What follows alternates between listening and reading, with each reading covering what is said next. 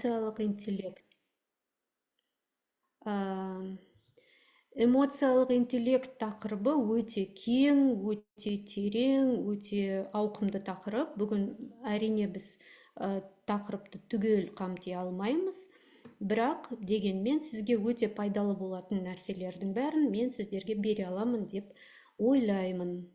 Сонымен өзімді таныстырып кетейін алдымен. Менің атым Есназарова Ләйла Өмірзаққызы. Менің бірінші мамандығым дәрігер, екінші мамандығым психолог. Психология саласында магистрлік дәрежем бар.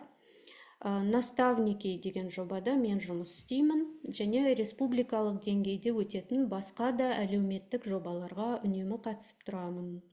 Жеке практикам бар, яғни мен жеке түрде клиенттерді қабылдаймын. Жеке және топтық терапия, тренингтер, ретриттер өткізіп тұрамын. Бірнеше мақаланың авторы, оқу құралдарының соавторымын. Осылай қысқаша айтып кеттім. Енді вебинарды бастамас бұрын тақырыпқа бойламай тұрып, біз мынандай бір кішкене өзімізді өзіміз бағалап алайық, қазіргі көңіл күйімізді, Мен сіздердің алдарыңызға қазір шкаланы шығарып қойдым. Бұл шкалада 1 деген белгі шаршап отырмын, еш нәрсеге зауқым жоқ деген сезімде отырған адам. 10 деген ол энергиям мен мотивациям жоғары деңгейде. Және шаршап отырмын деген бұл жерде тек қана физикалық жағдайыңыз емес, эмоционалдық, психикалық, шаршау, қажу, сондай күйде отырсаңыздар, міне, сол 1-ді білдіреді. Енді осы шкала бойынша өзіңіздің жай күйіңізді бағалаңыз. Қаласаңыз, чатқа бөлісіп жазуға болады сол санды. Қандай санда өзіңіздің көңіл күйіңіздің деңгейі. Жаза қойыңыз, егер бөліскіңіз келмесе, ешкіммен өзіңіз үшін ғана. Аха, жарайды. Рахмет барлықтарыңызға. Енді тақырып эмоциялық интеллект. Әріптестер, мен сіздерге өте қарапайым ғана анықтамаларды беріп отырам, барлықтарыңызға түсінікті болу үшін. Сондықтан эмоциялық интеллект бұл эмоцияны тану әрі басқара алу қабілеті. Яғни қысқаша айтқанда осылай, барлықтарымызға түсінікті болу үшін. Осылай тұжырымдайық. Эмоциялық интеллект дегеніміз эмоцияны тани білу әрі басқара алу қабілеті. Эмоциялық интеллекттің ішкі және сыртқы бөлігі болады екен. 2 бөлімнен тұрады екен әр адамның эмоциялық интеллекті. Ішкі бөлімі деген бұл адамның өз эмоцияларын тануы, ажырата білуі, мен қазір не сезіп отырмын, мен қандай көңіл күйде отырмын, соны өзі білуі, және сол өзінің эмоциялық күйін басқара алуы.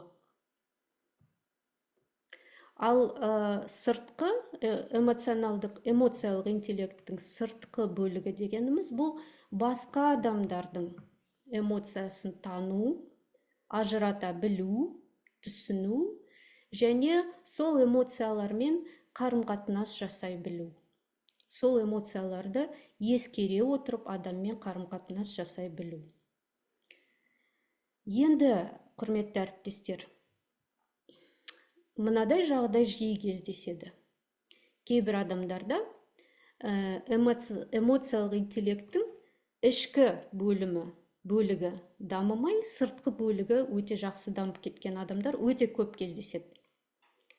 Яғни адам өзінің көңіл күйін, өзінің жай күйін жақсы сезіне алмайды, ажырата алмайды, бірақ басқа адамдардың эмоциясын өте қатты сезінеді. Жаңа қас-қабағын байқап отырады, басқа адамдардың көңіл күйіндегі өзгерісті байқап отырады да, соған тәуелді болып кетеді. Өзімді өзім жоғалтып алдым деп айтады менің кейбір клиенттерім. Яғни бұл эмоциялық интеллекттің ішкі бөлімі, адамның өзіне қараған бөлігі дамымаған, сыртқы бөлігі жақсы дамыған. Ал енді керісінше болса, адам өз эмоцияларын жақсы байқайды, ажырата алады, өз эмоцияларын реттей алады, өзіне назары өзінде. Ал басқа адамдардың жай күйін сезіне қоймайды, түсіне қоймайды, олардың эмоциясын, көңіл күйін ажыратып, түсініп отырмайды. Яғни бұндай адамда былай қарасаң өмірі былай тыныштау болатын сияқты, көп нәрсеге басқа адамдардың көңіл күйіне алаңдамайды деген сияқты. Бірақ ол адам өзіне жақсы болғанымен, ол басқа адамдармен дұрыс мынандай нәтижелі қарым-қатынас орната алмайды. Сондықтан аяғында бәрібір ол осыдан зардап шегеді. Сондықтан эмоциялық интеллекттің екі бөлігі де тең дамығаны дұрыс. Екеуінің арасында тепе-теңдік болуы керек. Сонда ғана біздің өміріміз жемісті, табысты боламыз, жұмысымызды жақсы атқарамыз, маман ретінде білікті маман бола аламыз, және жеке қарым-қатынаста, отбасымызда да жақсы қарым-қатынас құра алатын боламыз. Міне, қысқаша айтқанда осылай эмоциялық интеллект. Енді мен сіздерге эмоцияның не екені жайлы міне жерге бірнеше анықтамалар келтірдім. Бұлардың әрқайсысына біз қазір жеке тоқталмаймыз. Егер вебинардың соңында уақыт қалса, тағы да қайтып келіп, тереңірек талдап шығамыз. Мен сіздерге қысқаша айтып кетейін, дегенмен. Эмоция дегеніміз адамның субъективті көзқарасын көрсететін психикалық процесс. Яғни әлденеге біздің көзқарасымыздан туындайтын біздің психикадағы өзгерісіміз. Соны эмоция дейміз. Келесі анықтамаға жүгінсек, мұнда нейрофизиологиялық өзгерістерден туындаған психологиялық күйлер деген тұжырым бар. Осыны есте сақтаңыздар, осыған біз қайтып ораламыз. Яғни эмоция дегеніміз ол біздің тек қана бір жан дүниемізде, психикамызда ғана болатын бір процесс емес. Ол біздің денемізде жүретін химиялық реакциялар, нейрофизиологиялық өзгерістер дегеніміз осы. Және эмоция бұл өмірдің алуан түстері деп айтуға болады. Эмоция деген басқа адамды, өзімізді, өмірді түсінуге қажет психикалық процесстер. Ал енді әрі қарай келесі слайдқа көшейік. Эмоциялардың функциялары, яғни атқаратын қызметтері жазылған мұнда. Бұны да тереңірек сәл қайтып оралып, тереңірек талдайтын боламыз. Ал қазір мен сіздерге мынадай тест ұсынбақпын. Эмоциялық интеллект деңгейін бағалау тесті. Бұл тестті арнайы сіздер үшін дайындадым. Енді, құрметті әріптестер, тест слайдта. Егер сіздерде WhatsApp'та мысалы топ бар болса, мен сол жерге тестті жіберер едім. Мүмкін вебинардан кейін жіберейік, сонда сіздер жұмыста қолдана алатын боласыздар осы тестті. Сонымен, тестті қалай өту керек? Міне, бірінші тұжырым. Бар болғаны, вообще бас аяғы 20 тұжырым бар мұнда.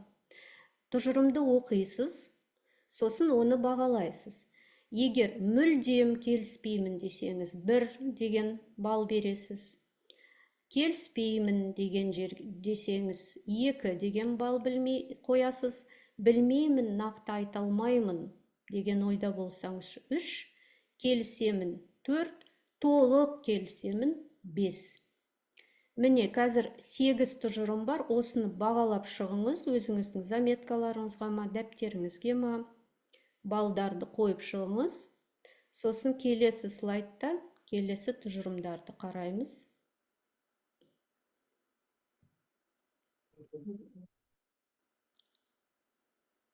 Сұрақтарыңыз болса қойып отырыңыз, мен түсіндіріп жіберем, түсініксіздеу жері болса.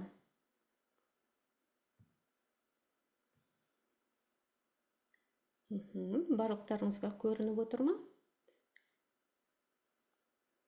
Тестті сіздерге жіберемін. Сосын кейін өз жұмыстарыңызда қолдана алатын боласыздар бұны. Так, 8 тұжырым. Енді қалған тағы міне 12 тұжырым. Осыларды да жаңағындай бағалап шығыңыздар, е?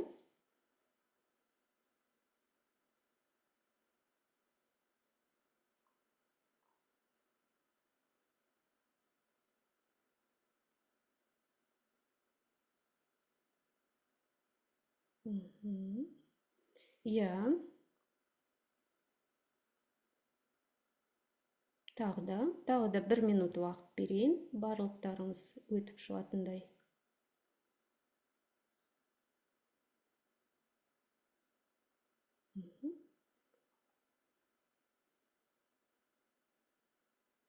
Иә, бәрін тұжырымдарға баға беріп болсаңыз, ұпайлардың санын қосыңыз, жалпы ұпай саны қанша болды сізде. Енді, құрметті әріптестер, айта кететін жайт. Бұл тесттің нәтижесін ешкім тексермейді, қарамайды, яғни чатта бөлсем десеңіз бөлісуге болады, бірақ бұл сіздің жеке ақпаратыңыз болып қалады, сондықтан мейлінше шынайы жауап беріңіз, сонда шынайы нәтиже аласыз. Ал енді ұпайларыңызды қосып болсаңыз, нәтижесі мынау.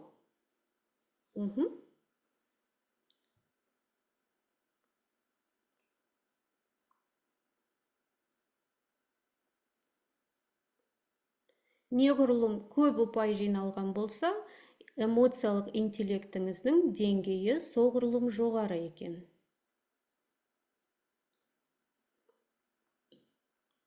Скрин жасап алуыңызға болады. Ал енді әрі қарай. Эмоциялар тізімі слайдқа сыймады. Сондықтан мен оны қазір сіздерге басқаша етіп көрсетемін.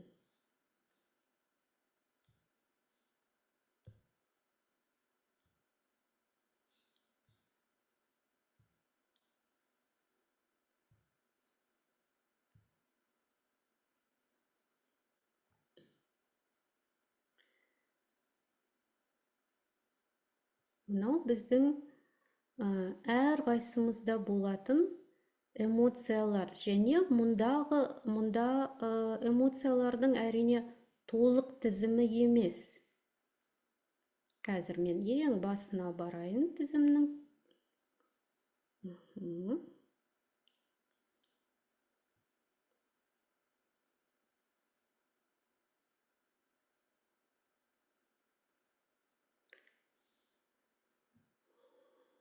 Енді асықпай, осы әр сөзге мән беріп, қарап шығыңыздар.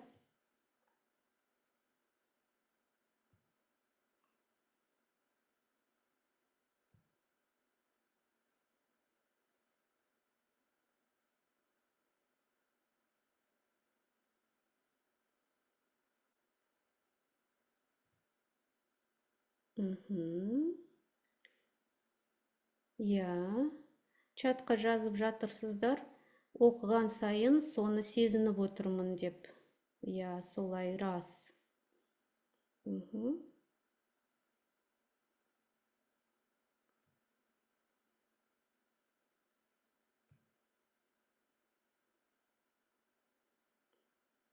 Иә, солай, эмоциялар деген өте кең бізде эмоциялар спектрі. Осындай вебинарға қатысушылардың бірі айтқан, апай дейді, менде екі-ақ эмоция болады. Жыным кеп тұр, немесе күлкім кеп тұр дейді. Сондай болып жүрмеңіздер, эмоциялық интеллектті дамыту үшін біз эмоциялардың осындай көп екенін білуіміз керек. Және өзіміздегі эмоцияларды ажырата білуіміз керек. Бұл сол үшін қажет, осыны оқи отырыңыздар.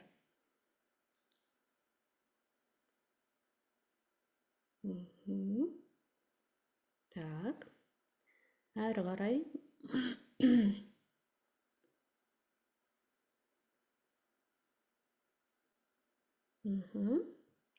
Еске түсіп отыр, қандай эмоциялардың болатыны қазір естеріңізге түсіп отыр. Бұлардың барлығы біздің басымыздан өткен, бәрімізге таныс көңілдің күйлері. Осылай.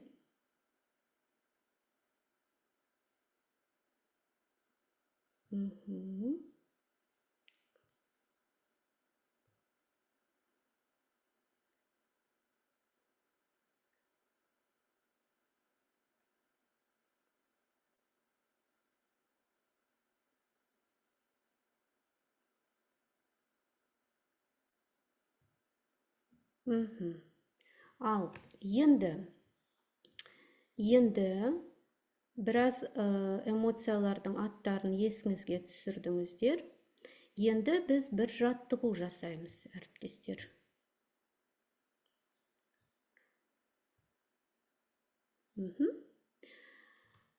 Осы жақын күндердегі кешелі бүгін жұмыс орныңызда сезінген әлдебір эмоцияны есіңе түсіріңіз.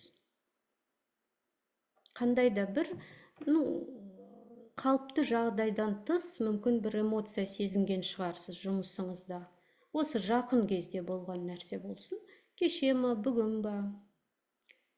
Сол эмоцияны есіңізге түсіріңіз де, оның атын атаңыз. Жаңағы тізім көз алдыңызда ғой, қазір.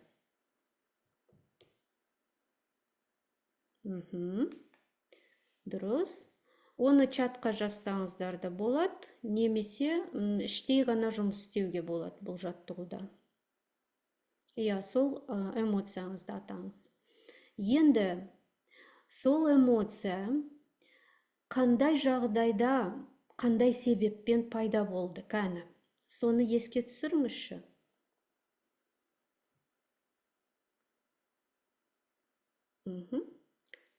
Бұл эмоция қандай жағдайда пайда болды? Оның қандай себебі болды?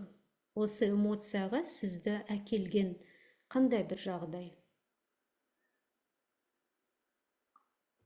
Соны еске түсіріңіз.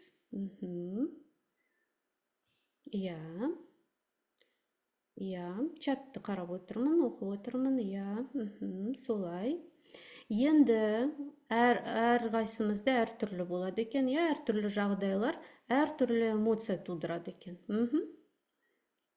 Енді келесі сұрақ, осы сұрақта мұқият болыңыз. Сол эмоция сіздің сол кездегі шешімдеріңізге және әрекетіңізге әсер етті ме? Әсері ықпалы болды ма? Қандай шешім қабылдағаныңызға, қалай әрекет еткеніңізге, және қалай әсер етті? Мысалы, егер ол эмоцияңыз ашу болса, сіз мүмкін ашуланып отырып, алдыңызға келген адамға қаттырақ сөйледіңіз ба, әдеттегіден? Әлде мүмкін жаңағы алдыңызға келген адамның сіздің жұмысыңызды бағаламай отырғанын сезіп, ренжідіңіз ба? Содан сіз де оған бір ықылассыз, сондай ынтасыз қызмет көрсеттіңіз ба? Мүмкін солай болған шығар.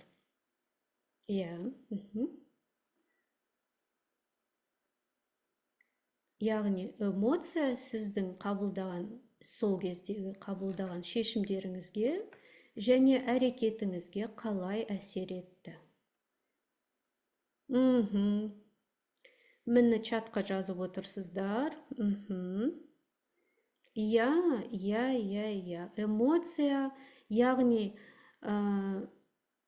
біз эмоцияны басқарамыз деп ойлаймыз, бірақ шын мәнінде кейде эмоция бізді басқарып кетеді екен, иә? Мхм. Иә, осылай болады. Енді, құрметті әріптестер, ал сол сәтте, сол жағдаят ситуацияда басқаша әрекет етуге болар ма еді? Басқаша әрекет ете алар ма едіңіз? Осындай сұрақ қояйын. Егер жауабыңыз иә, басқаша әрекет етуге болар еді десеңіз, онда қалай әрекет етер едіңіз? Мысалы, сол жағдайды қайтарып алсаңыз.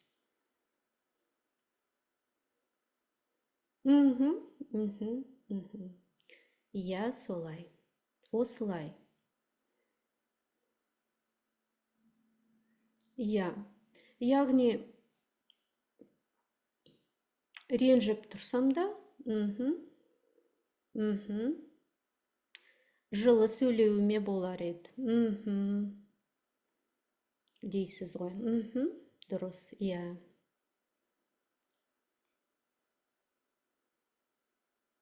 Иә, құрметті әріптестер. Кері байланыстарыңыз үшін рахмет. Егер вебинардың соңында осы ситуациялар жайлы тағы сұрақтарыңыз болса, тереңірек оны талдағыңыз келсе, оған қайтып оралып талдаймыз, сұрақ жауап болғанда. Ал енді осы жаттығудан біз мынандай қорытынды жасай аламыз, иә? Әр эмоцияның өз себебі бар. Яғни эмоция ешқашанда өзінен өз туындамайды. Адамның көңіл күйі қараптан қарап отырып өзгермейді. Кейде сіздер ойлайсыздар, иә? Осы қараптан қарап отырып, немене қабағы түйіліп қалды мына әріптесімнің дейсіз. Немесе, маған не болды, неғып көңілім түсіп кетті дейсіз. Ал егер өзіңізді жайлап бақылап жүрсеңіз, байқайсыз, әр эмоция ол бір стимулға реакция шын мәнінде. Ол стимул сырттан келуі мүмкін, яғни сізге айтылған бір сөз, бір туып қалған бір жағдаят, бір ситуация, бір сізге деген бір әсер болды. Сырттан келген стимул болуы мүмкін, немесе іштен келген стимул болуы мүмкін. Яғни ол сіздің өзіңіздің ойыңыз. Есіңізге бір әлдене түсіп кетті, бір қуанышты нәрсе түсіп кетсе, қуаныш эмоциясын сезінесіз. Немесе бір сізді алаңдатып жүрген нәрсе есіңізге түссе, жаңағыдай алаңдаушылық сезіміне берілесіз. Осылай, яғни әр эмоцияның өз себебі бар. Эмоция деген бір өзгеріске деген психиканың жауабы. Әрі қарай, эмоцияның уақыты шектеулі. Біз қатты эмоция сезінген кезімізде, әсіресе бұл бір теріс, жағымсыз бір эмоцияларды сезінгенде, сол эмоция ешқашан бітпейтін сияқты күйде боламыз. Мысалы, әлденен қатты уайымдасақ, немесе қорықсақ, немесе қатты біреуге ренжісек, осы менің өмірім осы эмоцияда өтетін сияқты болып көрінеді. Енді ылғи әрқашан осындай күйде қалып қоятын сияқтымын. Осылай болады адамның сондағы күйі, сезімі. Бірақ олай емес, есте ұстайтын нәрсе, әрбір эмоцияның басталатын сәті болады, және сөнетін сәті болады. Яғни эмоция бізде ұзақ уақыт тұра алмайды, сақталып. Біздің назарымыз әлденеге ауысады, біздің жағдай өзгереді, немесе біз өзіміз өз еркімізше назарымызды басқа нәрсеге аудара аламыз. Сөйтіп, эмоцияның уақыты шектеулі, яғни оның басталатын сәті болады және аяқталатын сәті болады. Осыны еске сақтаңыздар, құрметті әріптестер. Жұмыс барысында әртүрлі ситуациялар болады, Сонда қатты эмоция басып бара жатқанын сезінсеңіз, өзіңіз осыны есіңізге түсіріңіз. Әр эмоцияның уақыты шектеулі. иә, мүмкін қазір мен ашуланып тұрған шығармын, мүмкін мен қатты уайымда отырған шығармын, бірақ бұл күй өтеді. Бұл эмоция бітеді. Осындай күйде мен қалмаймын. Және сіздің алдыңызға келген қызмет алушы, клиент деп айта берсек болатын шығар, иә? Сіздің отбасына көмек көрсету орталықтарының клиенттері, олар да әлде бір эмоциямен алдыңызға келуі мүмкін, бірақ сол адам үнемі осы эмоциямен жүрмейді, осы эмоциямен ғана келмейді. Оның да эмоциясының уақыты шектеулі. Ол қазір осындай күйде болуы мүмкін, бірақ сізбен сөйлесіп отырып ақ, сол қызметті алып отырып ақ, оның эмоциясы өзгеруі мүмкін. Сондықтан бұл уақытша нәрсе деп түсініңіз эмоцияны. Әрі қарай, мен мына жерге тең емес деген математикалық белгіні қойдым, иә? Яғни эмоция әрекетке тең емес. Эмоция мен әрекет екеуінің арасына теңдік белгісін қоюға болмайды. Яғни бұл қалай? Жаңа сіздер чатта жаздыңыздар ғой, кері байланыста, иә, неде жаттығуды жасағанымызда.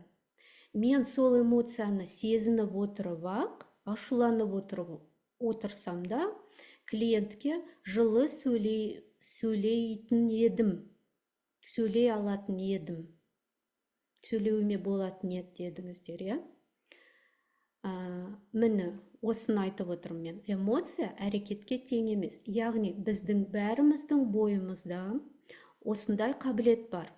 Біз қорқып отырсақ та, қорқыныш сезімінде тұрсақ та, батыл әрекет жасай аламыз.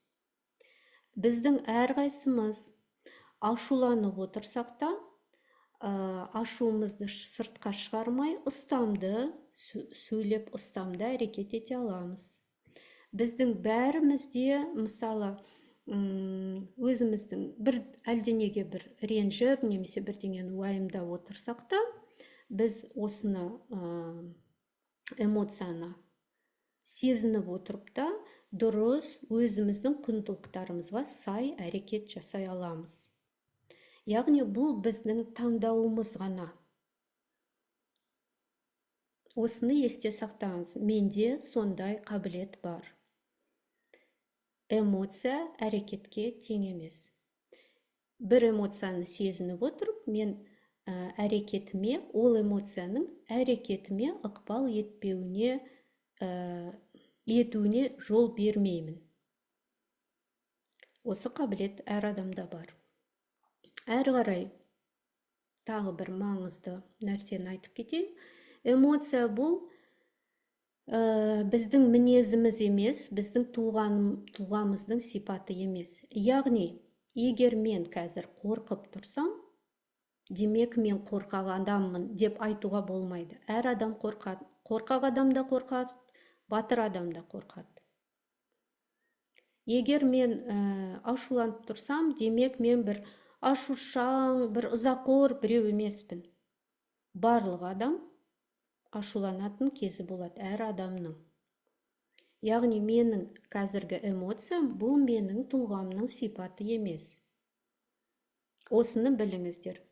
Яғни басқа адаммен қарым-қатынас кезінде де осыны есте сақтаңыздар. Сіздің алдыңызға келген адам кейде сондай жабырқаңқы күйде келуі мүмкін. Немесе ашулы, ызалы болып келуі мүмкін, немесе бірдеңесін жасырып тұрған адам сияқты болып келуі мүмкін, әртүрлі эмоциямен. Сіздер сол эмоцияны сол адамға соның тұлғасының сипаты ретінде таңбауыңыз керек. Бұл адам осы ашумен бүгін келді, ертең ол басқа эмоциямен келуі мүмкін. Сіз ол адаммен осындай ашушаң, ызақор, сондай бір нашар адам ретінде қабылдамайсыз. Бұл тұлғаның сипаты емес, бұл сол адамның сол сәттегі эмоциясы ғана. Ол эмоциясы өзгереді.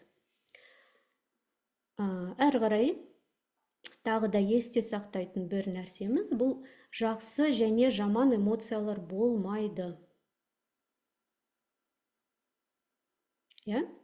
Яғни, жағымды сезілетін сондай жайлы жағымды эмоциялар бар, және жағымсыз эмоциялар бар. Біздің бәріміз кейбір күйді басымыздан кешкіміз келмейді. Ашу, ыза, уайым, қайғы, реніш деген эмоцияларды біз ешқайсымызды күнде басымыздан кешіре бергіміз келмейді. Сондықтан біз оларды жаман эмоция деп атап кеткен сияқтымыз. Бірақ шын мәнінде эмоцияның жаманы да, жақсысы да болмайды. Еске түсірейік, эмоция деген психиканың әлде бір өзгерістерге деген жауабы. Сондықтан ешбір эмоцияны жаман демеңіздер. Олардың бәрінің өз орны бар, олардың бәрінің атқаратын қызметі бар, олардың бәрі де бізге керек. Эмоцияны, тіпті жағымсыз эмоцияны да ресурс ретінде пайдалануға болады. Жағымсыз сезілетін эмоцияның өзінде біз өзіміздің күшімізге айналдыра аламыз, ресурс ретінде пайдалана аламыз. Одан біз өзімізге бір күш ала аламыз. Мысалы, менің бір клиентім сондай бір істі атқара алмай ұзақ жүрді. Енді өте сондай күрделі шаруа болды. Сосын кірісе алмай жүрді, кіріседі, тастайды, кіріседі, жарты жолда тастайды, істей алмайды, уайымдайды, жаңағы қобалжиды. Сосын бір күні өзіне өзі ашуланды. Осы істі не істеп, бір күйреуге мейлі барайын да ұшырайын. Не болмаса бәрі құрсын, тастайын деген сондай бір ызаланды, ашуланды. Сол ашудың энергиясымен жаңа жұмысты өте жақсы табысты қылып істеп тастады. Яғни жағымсыз эмоцияның өзінде біз ресурс ретінде пайдаланамыз. Тек қана бұл жерде басқа адамға немесе өзімізге зиян тигізбей істеуіміз керек оны. Түсіндік қой? Сұрақтарыңыз болса, толықтыруларыңыз болса, пікірлеріңіз болса, чатқа жазып отырыңыздар, құрметті әріптестер. Мен қазір чатты оқып отырмын.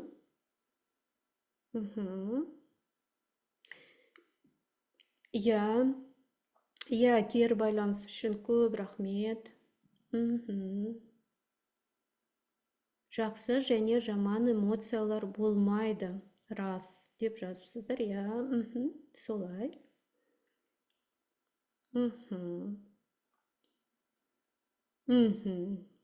Солай. Солай адамды эмоциясына байлап таңып қоюымызға болмайды. Егер адамды теріс эмоциясымен көрсек, сол адамға деген теріс пікір қалыптастырмауымыз керек. Ол бар болғаны сол адамның сол сәттегі эмоциясы ғана. Осылай. Әр эмоцияның өзінің сөнетін уақыты бар.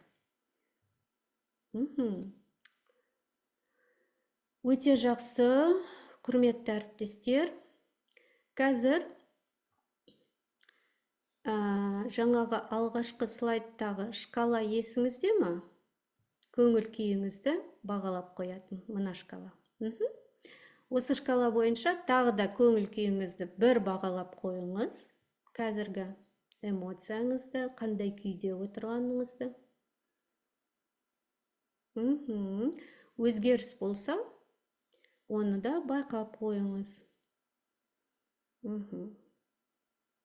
Чатқа жазыңыз келсе, чатқа жазып бөлісіп қоюға да болады.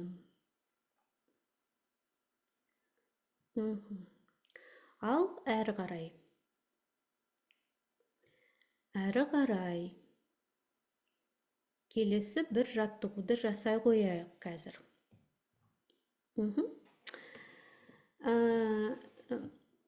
Сіздердің әрқайсыңызда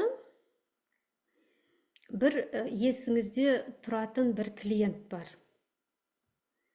Мүмкін ол күрделі бір кейстің кейс шығар. Мүмкін ол ең бір мазаңызды көп алып жүрген клиент шығар, иә? Сол клиентті еске түсіріңіз да, сол кісінің ең жиі айтатын бір сөздері қандай? Сіздің бір есіңізде қалатындай бір-екі рет мүмкін қайталап айтқан шығар. Мүмкін одан да көп сондай бір сөзді қайталап айтатын шығар. Мысалы, мен мысал келтірейін түсінікті болу үшін. Ол кейбір адамдар, иә, білем ғой, өзім білем, өзім білем мен оны, деп қайталап айта береді кейбіреулер. Мысалы, сөйтіп айтатын адам ба? Жоқ, әлде айтқанымды ешкім тыңдамайды, ешкім айтқанымды орындамайды деген сөзді көп айта ма? Әлде осы ешкімнен ешқандай көмек ала алмаймын деген сөзді айта ма? Иә, әр клиенттің сондай бір өзіне тән жиі қайталап айтатын бір пікірі болады. Соны қазір еске түсіріңіз. Сол клиентті және сол кісінің жаңағындай ұстанымы сияқты ма, пікірі ма, осындай айтатын сөздер. Енді осы сөзінің артында қандай эмоция тұр деп ойлайсыз? Осы сөз маған қаратып айтылған сөз деп ойламаңыз қазір. Тек қана сол кісі осы сөзді айтқанда қай эмоциясы айтқызып тұр оған осы сөзді деп солай ғана ойлап көріңіз. Жаңағы айтып жүрген сөзінің артында қандай эмоция тұр деп ойлайсыз?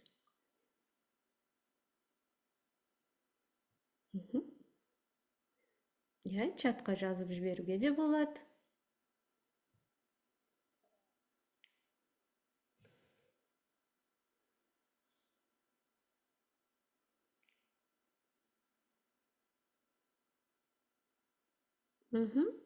Қазір байқап отырсыздар ма, құрметті әріптестер? Біздің алдымызға клиент келіп, жаңағындай бір кейіп, ренжіп, немесе ашуланып, әлде бір сөзді қайталап айта берсе, сол сөзге жауап ретінде бізде де бір эмоция туындайды, иә? Біз қазір осы екі адамның эмоциясын бір-бірінен ажыратып бөліп отырмыз. Яғни қазір өз эмоцияңызды қоя тұрыңыз да, жаңағы адамның ғана эмоциясы туралы ойланыңыз. Иә, бұл адамның осы сөзінің артында осындай эмоциялар.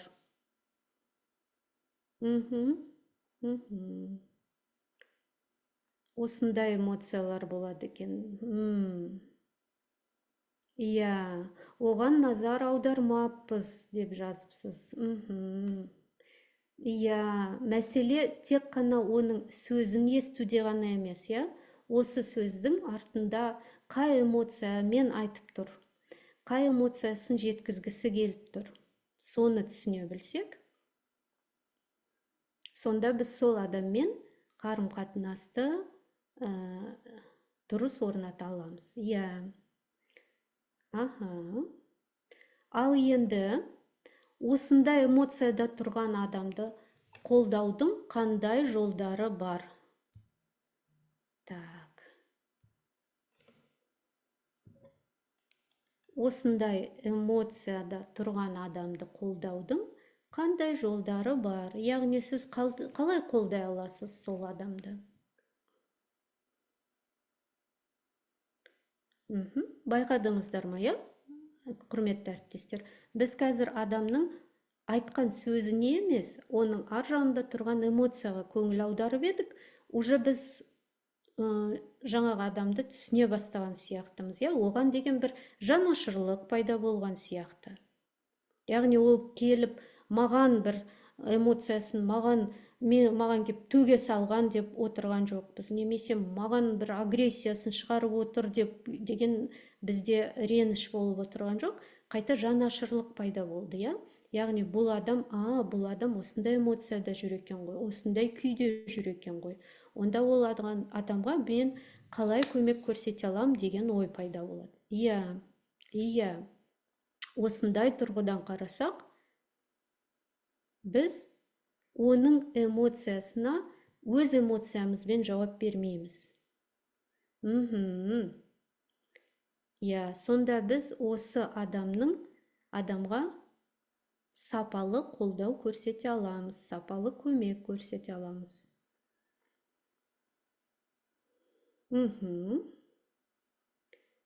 Чатқа жауапты жаза беріңіздер.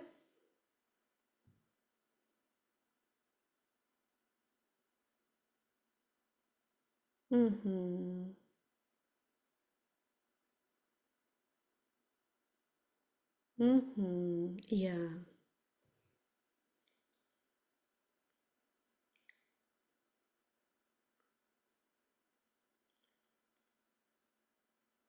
Иә, міне біз осындай көзқараста болсақ, мына келген клиенттің ашуына мен қалай жауап беруім керек, қалай тойтарыс беруім керек деген ойда емес.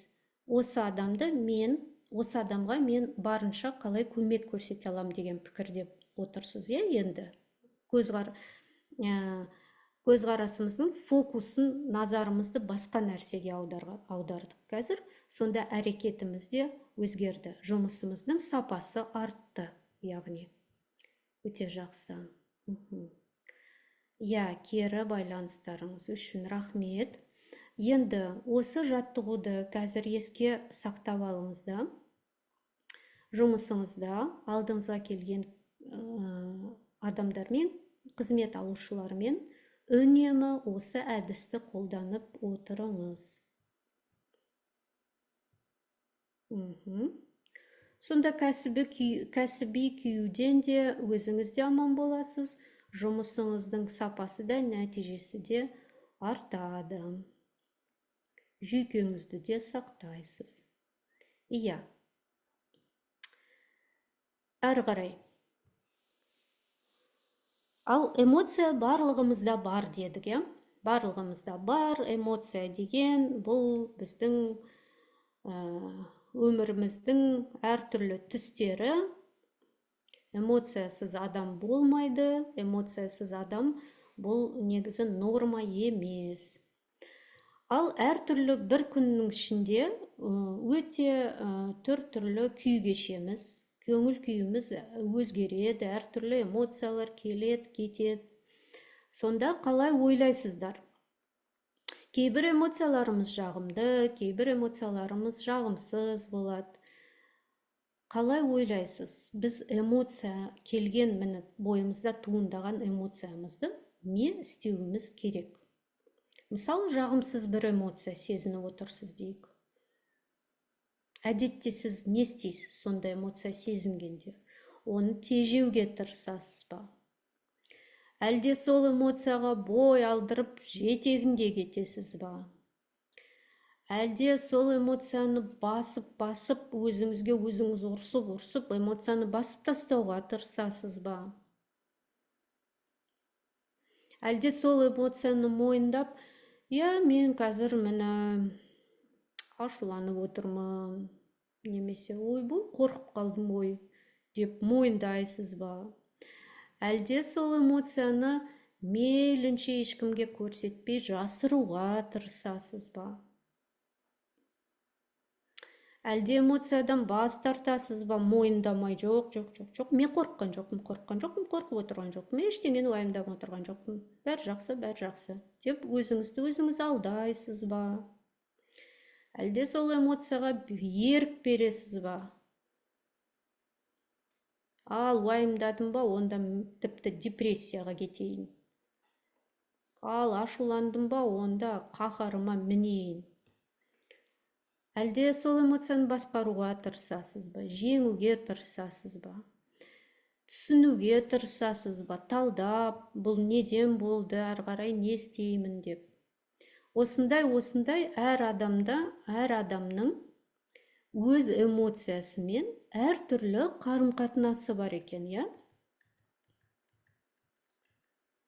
Эмоцияны мен не істеймін деген әр адамның өзінің амалы бар.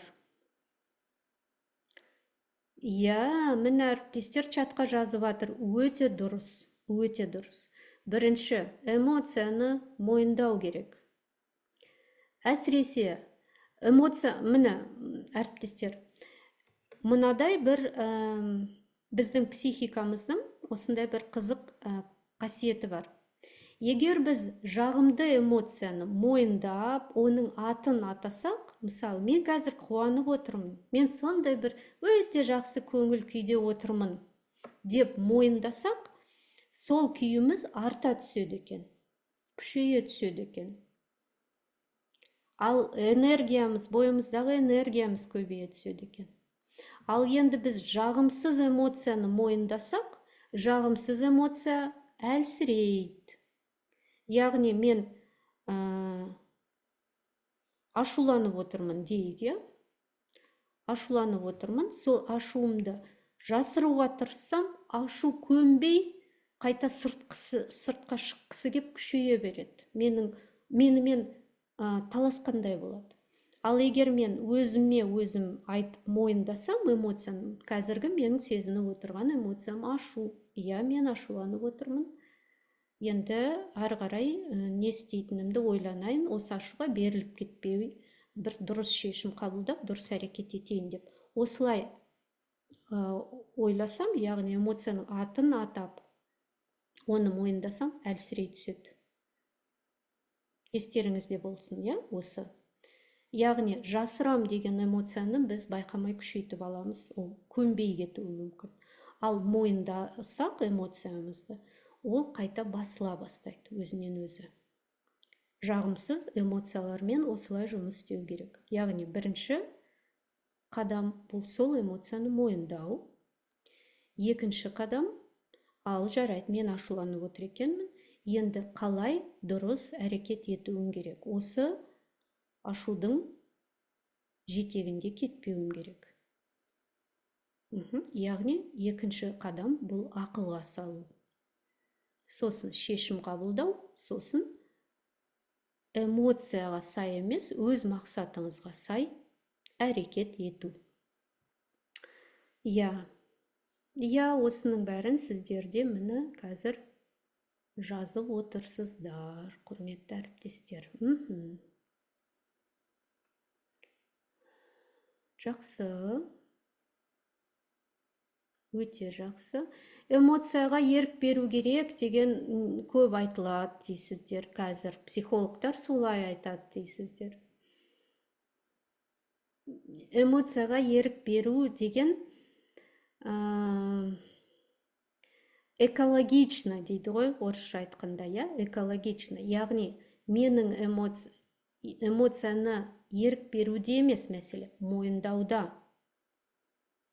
Эмоцияны шығару керек. Шығарам десеңіздер, оны экологично істеуіміз керек. Яғни, мен егер эмоциямды шығарым келсе, менің өзіме, қоршаған ортаға, басқа адамға зияны тимей шығаруым, зиянымды тигізбей шығаруым керек эмоцияны. Осы есіңізде болсын. Яғни, қазір эмоцияға ерік беру керек, эмоцияны шығару керек, әр эмоцияны бойда сақтап қалуға болмайды деген жаңағында осындай нәрселерге еріп, ертең бір өзіңіз өкініп қалатындай жағдайға ұшырап қалмауыңыз керек. Егер эмоцияны шығарам десеңіз, оның конструктивті жолдарын табуыңыз керек.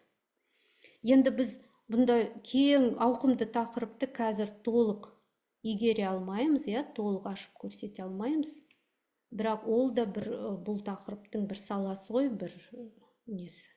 Бөлігі үлкен. Эмоцияны қалай шығару керек. Экологично, конструктивно.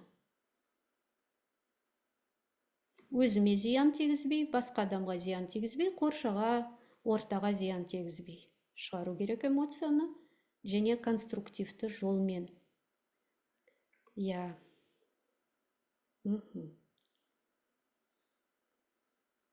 Иә. Иә, эмоцияны шығарудың конструктивті жолдары өте көп. Шығармашылық болсын, иә, спорт болсын, немесе сөз жүзінде шығару, немесе сурет салу. Енді олардың бәріне біз қазір тоқтала берсек үлгермей қаламыз. Келесі слайдқа көшейік. Жаңа біз өзіміздің эмоциямыз туралы айттық. Ал енді басқа адамның эмоциясы. Қарсы тараптың эмоциясы, иә? Мысалы, сіздің жұмыстағы клиентіңіздің эмоциясы. Әртүрлі эмоциямен келеді адамдар алдыңызға. Біз не істеуіміз керек? Сол эмоциямен біз қалай әрекеттесуіміз керек? Адамның эмоциясын түсінуге тырысамыз ба? Әлде онда эмоциямен неге келесіз менің алдыма? Так, доғарыңыз, тоқтатыңыз деп тыйым саламыз ба? Жоқ, әлде эмоцияның бәріне рұқсат бере береміз ба? Әлде оның эмоциясын басамыз ба? Әлде мойындаймыз ба? Әлде маңызын төмендетеміз ба? Туф, сіз ғана ма осы өмірде қиындық көріп жүрген? Неге қинала бересіз? Дегендей сөз айтып, жаңа құнсыздандырамыз ба адамның эмоциясын? Әлде ұрсып ұялтамыз ба? Әлде адамның осы эмоцияны сезінуге деген құқығын мойындаймыз ба? Иә, әріптестер, міне кері байланысты жазып жатырсыздар. Иә, солай, рахмет. Дұрыс айтасыздар. Енді эмоциясын қауіпсіз түрде сезінуге мүмкіндік береміз бе клиенттің? Әлде күлеміз ба? Туф, осыған да жылайсыз ба? Сол да сөз болып па? Сол да жылауға себеп болып ма деп күлкіге айналдырамыз ба? Әлде тезірек көңілін көтеруге тырысамыз ба? Алдаусыратып, бәр жақсы болады, уайымдамаңыз, тамаша болады, бәрін шешеміз деп айтамыз ба? Қандай, сіздер қалай ойлайсыз, осылардың қайсысы дұрыс болады? Иә, бірінші қадам. Әр адам өзінің бойындағы эмоциясын сезінуге құқығы бар. Қандай эмоция болса да, адам оны сезінуге құқығы бар. Иә, яғни, осы эмоцияны сезінуге деген адамның құқығын мойындаймыз. Біздің құқығымыз бар, барлық эмоциямызды сезінуге. Ол адамның да сондай құқығы бар. Екінші, сол эмоциясын түсінуге тырысамыз, түсіне отырып, конструктивті әрекет етуіне көмектесеміз. Яғни, бұл кісі ашуланып отыр екен, келсін де орындығымды сындырып берсін, енді ашуланып отыр ғой демейміз. Иә, оның осыны сезінуге құқығы бар. Бірақ сол эмоцияның жетегінде кетіп, басқаларға зиянын тигізуге ешкімнің де құқығы жоқ. Міне, осы шекараны анық біліп отыруымыз керек. Яғни, сіз, мен түсініп отырмын. Рас, бұл жағдай енді расында да адамның ашуын келтіретін жағдай. Сіз ашуланып қалыпсыз, түсініп отырмын, міне отырыңыз. Қазір сіздің мәселеңізді шешуге тырысамыз. Яғни, осы эмоциясын ол жаңағы деструктивный жолға жіберіп алмауымыз керек. Иә. Сосын жаңағы құрметті әріптестер, байқадыңыздар ма? Жаңа тестте тест жасадық қой, сол тесттің ішінде бір сұрақ болды. Ауыр эмоционалды сөйлесудің өзін дұрыс аяқтай аламын деген бір тұжырым болды, иә? Иә. Яғни біз жаңағы сондай эмоциясы тасып тұрған адаммен сөйлесе отырып, сол әңгімені біз конструктивті жолға бағыттап, сондай конструктивті бір түйінмен бітіруге ұмтылуымыз керек. Иә, клиентті қашанда конструктивті жолға бағыттап отыруымыз керек. Дұрыс. Иә, дәл солай, дәл осылай, құрметті әріптестер. Біз міне көрдіңіздер ме, мен сіздерге мынандай тақырыпты әлі бірнеше слайдым бар, бірнеше жаттығуым бар еді, бірақ оның бәрін біз қазір үлгермейтін болып отырмыз, уақытымыз өтіп кетті.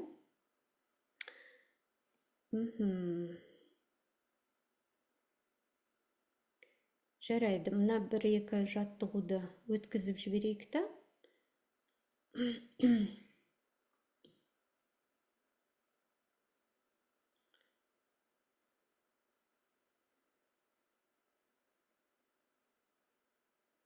Қорытынды бүгінгі айтылған сөздің бәрінен қорытындылап бір түйінге келтірейік, сонымен сосын кері байланыс күтем сіздерден, сосын қоштасамыз. Иә. Сонымен эмоцияның зияндысы жоқ.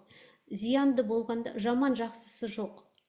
Егер эмоция күшейіп, аффект деген сондай шыңырау шыңына жетсе, онда зияны болуы мүмкін. Бірақ бізді күнделікті сезінетін қалыпты жағдайдағы эмоцияларымыздың зияны жоқ, жаман жақсысы жоқ. Эмоцияның бәрі адамға керек.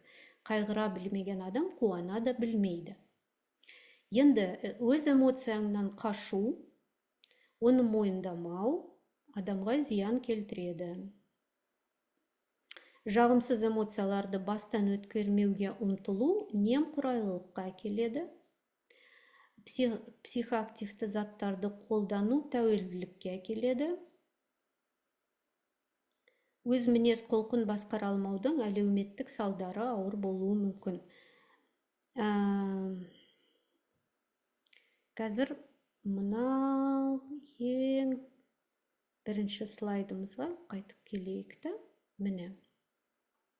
Жаңа вебинардың басында айттық, эмоциялық интеллекттің ішкі және сыртқы бөлігі болады.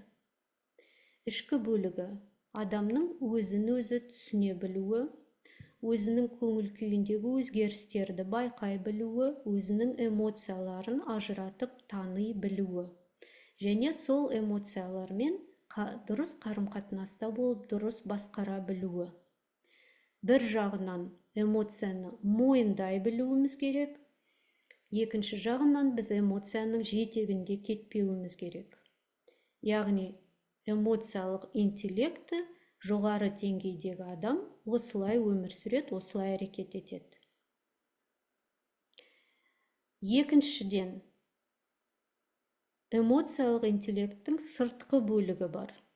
Ол басқа адамдардың эмоциясын, көңіл күйін ажырата білу, түсіне білу, өзіңді олардың орнына қоя білу, олардың эмоциясынан қорқпау және басқа адамдардың эмоциясына тәуелді болмау. Бұл да эмоциялық интеллекттің бір бөлігі. Екеуі осы екі бөлігінің арасында тепе-теңдік болу керек. Егер біреуі ғана қатты дамып кетсе, өміріміздегі тепе-теңдік бұзылады. Сыртқы эмоциялық интеллект дамып, ішкісі дамымай қалса, онда басқа адамдарға деген тәуелділік пайда болады. Егер ішкі бөлігі дамып, сыртқысы дамымай қалса, онда адам өзіне өзі ғана назар аударады, өз көңілі өзінде ғана болады, басқа адамдардың көңіл күйін түсіне алмайды, байқай алмайды, және олармен жақсы қарым-қатынас орната алмайтын болады. Сондықтан эмоциялық интеллектті әрдайым дамытып отыруымыз керек, өз эмоцияларымызды түсінуге ұмтылуымыз керек. Және бұл біздің жұмысымызда да, жеке қарым-қатынасымызда да жемісті болуымызға ықпалын тигізеді. Болды, осымен мен бүгінгі сөзімді аяқтаймын. Үлгермей қалған нәрселеріміз болды, бірақ олар енді мүмкін келесі жолы тағы да кездесетін мүмкіндік болар, талдай жатармыз. Жаңағы тестті мен сіздерге кейін жіберемін, тағы да жұмыстарыңызда қолдана алатын болыңыздар. Қазір чатқа кері байланыс немесе микрофондарыңызды қосып кері байланыс берем дегендеріңіз болса, жазып немесе айтып бөлісуге болады пікіріңізбен.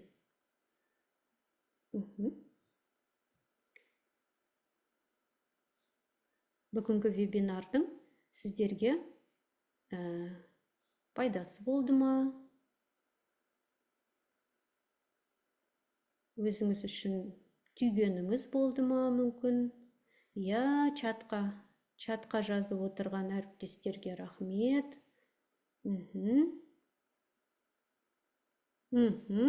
Я, вебинар пайдалы болды, көп мағлұмат алдық дейді. Өзімнің жұмысымдағы қатемді бүгін түсініп, оны қалай түзету керек екенін білдім дейді. Аха, рахмет. О, көп үлгермей жатырмын оқып. Кері байланыстарыңыз үшін көп рахмет. Я, көп рахмет, құрметті әріптестер, сіздерге де көп рахмет. Келесі вебинарларда мүмкін тағы да кездесетін шығармыз. Жұмыстарыңыз табысты болсын. Я, барлықтарыңызға жақсылық тілеймін. Ал, сау болыңыздар. Так, сөндіру.